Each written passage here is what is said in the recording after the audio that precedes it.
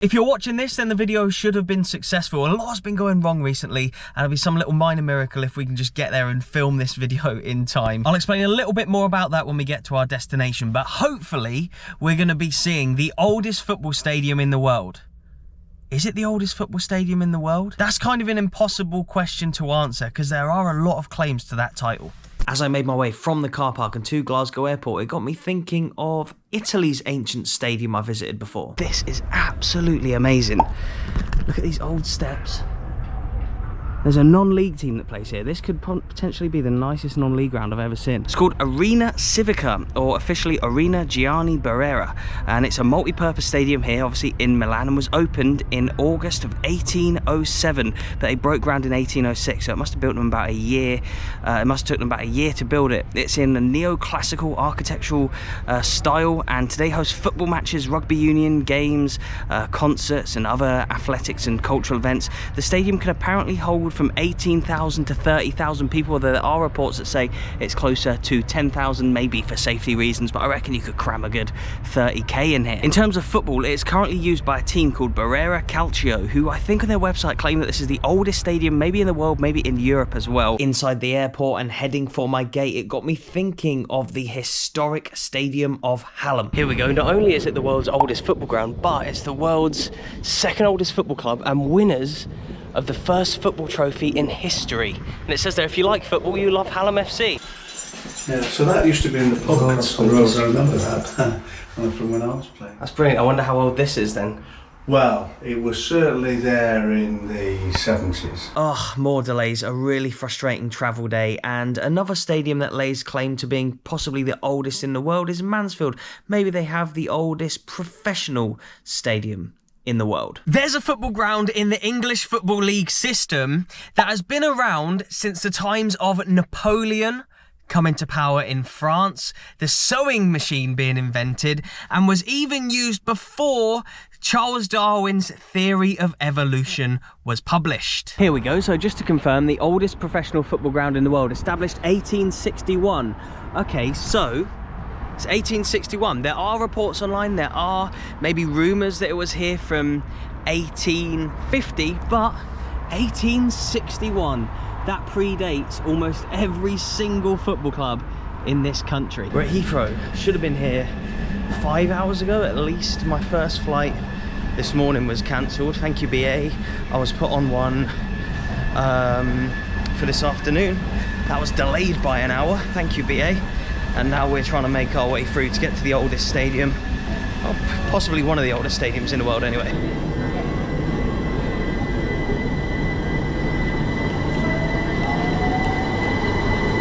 Next station, Maidenhead. There's a little fact that the FA and FIFA recognise as to why this is the oldest stadium in the world, which makes it a little bit different to the other three that I've showed you already today in Mansfield, in Sheffield and in Milan. And it should be down here somewhere.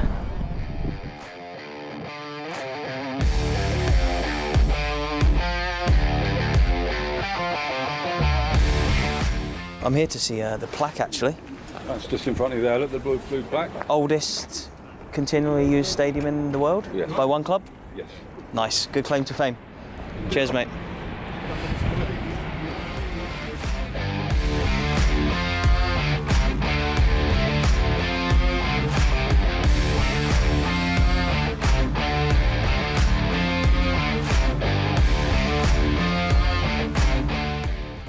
This video is a bit of me, and I'm so glad we've made it after the day that we've had. But if you talk about like bucket list stadiums all around the world, I think I've had Dortmund on it for a long time. I ticked that off. I had Aberdeen on it for a long time before I was able to tick that off. Bayern Munich, the Maracanã obviously, Boca Juniors, still yet to go to those two. There's a few big stadiums around the world that I've always really wanted to go to. But in terms of like small stadiums, this is 100% up there. Jamie, yep. This is one of the most unique stadiums in the world. It is, yes. You're a National League side. Indeed. Currently lower mid-table? Well, towards the bottom really, so. But I'd say that this is a stadium that everybody in the world should visit because it's the oldest continually used stadium in the world by one club. Yeah, by a senior club, yes. How does that make you feel to be involved with the club, to be here? Quite proud, actually, yeah. It's some like record, isn't it, to have? It is. And there's a few like other older stadiums around the world There's older stadiums, older teams, but they haven't all played at that ground for the 150 plus years we've been here. Amazing. The facts just keep on coming. I hope you can see that just there. Entrance in the first FA Cup competition, 1871-72. Maidenhead have played in all but one FA Cup season ever, I'm pretty sure. And they would have played in 1871, the first ever FA Cup season, here. They did play games here in 1871, that's when they came here. So some of the earliest FA Cup games, before maybe the team that you support were even formed, Maidenhead were playing FA Cup games here.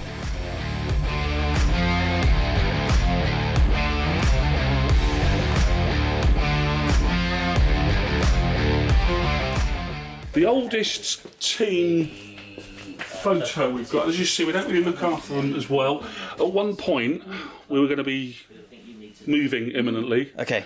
That's fallen by the wayside. Right, okay, I can cool. explain all that to you. I can put that in writing if that helps. Yeah, right, okay. That, I think, is the oldest team That's the oldest picture team we've got, from I believe. 1894. 1894-95, so we'd been around for 20 odd years before then. Yep, and you would have been playing here Absolutely. at that point, yeah. Absolutely, absolutely. That's amazing. That's the first Maidenhead team to have won the county cup. I'm Neil, I'm the club secretary. And we just spoke inside, you showed me the pictures and a bit of the history. Yes, yes. You also mentioned a potential new stadium. What's the story behind that then? The new stadium is certainly going to be paused for a while. Before the local elections last time out, the club were in agreement with the local council that we would move not too far from here, about half a mile on the side of the railway track. The political landscape changed, and the new administration decided they wanted to recall the plans, and there was a little bit of local opposition, but generally positive sort of publicity for it, and unfortunately they've gone back on that now. So do you think that it would really help the club to move to a new stadium, but also at the same time would you want to, because you've got this title at the moment of having the oldest continually used stadium in the world, so it's a bit of a it would be a wrench to lose that. It would be a wrench to lose that. We're not going to lose it for the foreseeable now due to that change. I think you know, as you look round the place here, you know, we're in the National League, we're clinging on.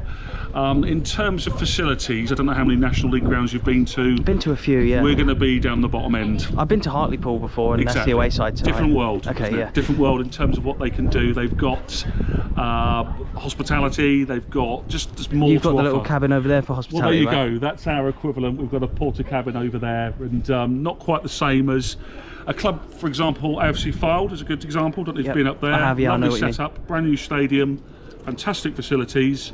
So they've got that advantage over us. And do you own the ground here then? The ground is owned not by the owner, the chairman. It's owned in trust by 3 supporters of the club for the people of Maidenhead as a sporting venue. Okay. So that keeps it kind of safe and guarantees that no one person can own it and turn it into flats. You know, we're right by the railway station here. And I'm sure the land itself must be worth a lot of money in Maidenhead, especially. It's a I couldn't tell you the exact valuation, but we're right by Maidenhead Station. That's yeah, probably right how you come in today. outside of London as well. Train Must coming be. past right on cue there. Yeah. Crossrail now to the financial district, so the land would be worth a lot. And the plan initially was that the stadium would be sold. The covenant that protects the ownership of space for leisure in Maidenhead will be transferred to the other site, and then all the proceeds will be used to build a stadium with better facilities, hospitality. We've got 60 junior teams that play under our badge, you know. And there's no way to do that youngsters. here at the current stadium? There's no space to... All you've got down the bottom there is the cage. So that is used as a sort of five-a-side indoor, okay. which is great to have. Yeah. But it's not really. You As a couldn't National train. League club, you probably need a little bit more space. That's don't you? right. You couldn't train adults there. You Yeah. know, you could train kids teams, but it's only one pitch, and the land either side of us is not owned by the club. Literally, the footprint you're on here, the other side of the bar there, that's all owned, you know, Yeah. privately. So we are rather shoehorned in. So despite having that amazing historical title, it does have its limitations in the modern game, I suppose. It certainly does, and it's not always been that way, because the first games played at this ground was actually north to south. Right, okay. So the yeah. one goal at the railway end there, and one at the towards York Road, and Yeah, so it has been versatile over the years. There's lots of other sports that have been played here. They've played cricket, they've played tennis, they've had greyhound racing, Wow, okay. American football, quite a lot here. But for now, for 2024, we love the place, but also in a way it has its limitations as well.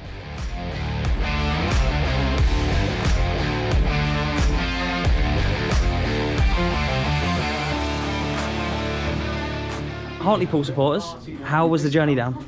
Very good, very smooth. Yeah, and how has life been in the National League? You're a big club. Turbulent to say the least. Ups and downs to share, isn't it? Yeah, started so well and then just, plummeted. Car crash. Have you been here to Maidenhead before? Yes. They've got the oldest continually used stadium in the world, which is a cool little fact about coming down here. Yeah, I found that out today. I didn't know that. But you'd rather just not be here, so you'd rather be back up in the Football League. Of course. But you've got a Hartlepool podcast, right? Yes, HFC chat. And you wanted to also mention her game too? Yeah, so You're I'm part of that? Hartlepool United ambassador for her game too. Amazing. So and the National Anti-Sexism campaign. So we're involved with 75 of the 92 of the EFL clubs, as well as half of the National League clubs as well. And that helps hundreds women of, get into football. Yeah, supporting girls and women players, or women who are within the game, full stop, who work within the men's game.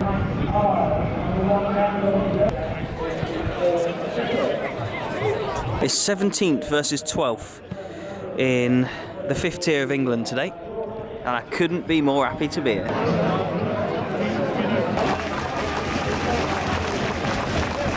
The players are out on this beautiful night. Look at that, look at the sky. That's going to get nicer as the sun goes down. And they're about to kick off a game of football here 153 years after the first game of football would ever have been played here. And what was happening in 1871 when they did play their first football match here?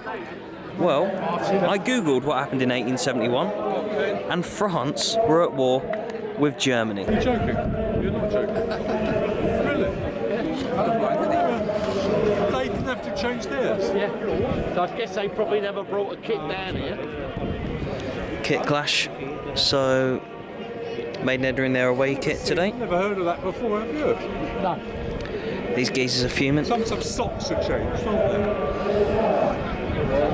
I mean, I still can't really see how our kit would be the same as theirs, but... Maybe he's colourblind like me. You alright? You alright, mate? What's the most popular thing? Magpie burger? Yeah. Could I have one of those then, please? The Magpie burger's been highly recommended to me. I don't know if it has actual magpie in it. I hope not. It's not bad, you know.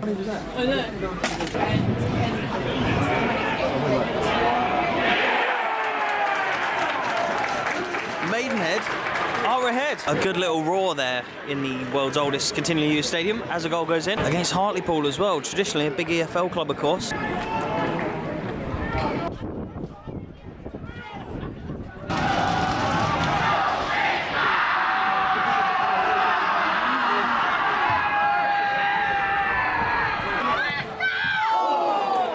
No segregation today, it's half time and all the fans are making their way around to there for the second half. Take two, sorry Dan, the battery just ran out the last time.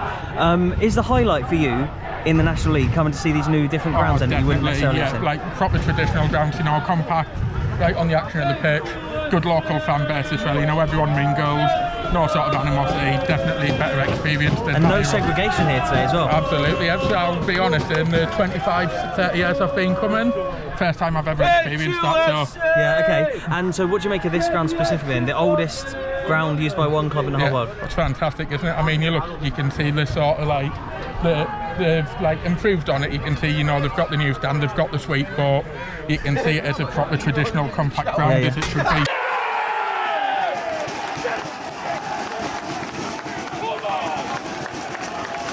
Hartlepool have equalised right after the interview. Little pitch invasion. There you go, mate. That's made the 6-hour trip worth it. Absolutely.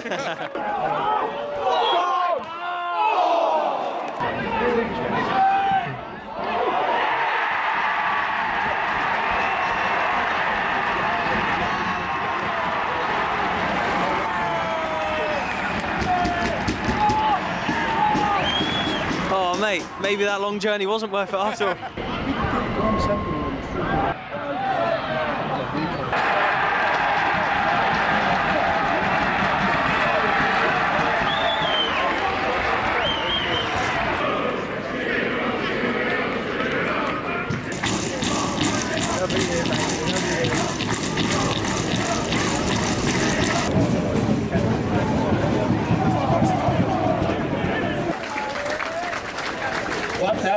2018. Thank you for your fantastic support. Final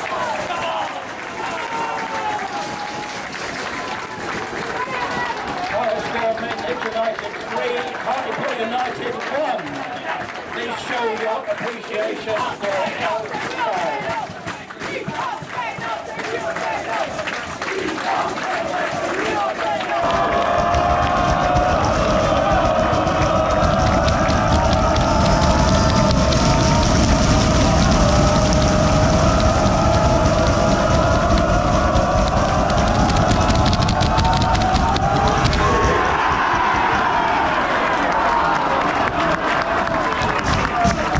Wow, that's class.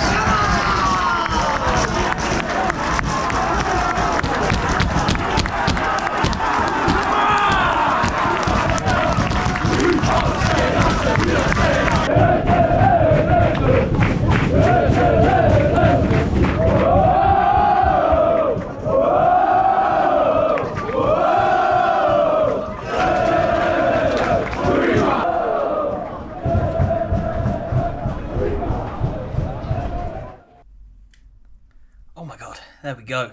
What once served as a cricket ground is now the longest serving football ground in the world for one specific team.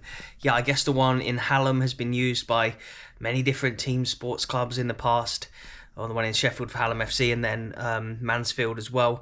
I think, if my memory serves me correctly, that was like a sporting ground, but I'm not sure if Mansfield played there. Oh God, I'm going to have to look back on that video and do some more research. But yeah, that one in Italy, that does predate this one, but certainly wasn't used by any specific team up until sort of more recently. But yeah, really hope you enjoyed this video. What a stressful day getting down here, but really happy that we got down eventually. And a huge thank you to everybody at Maidenhead. Got a really nice welcome.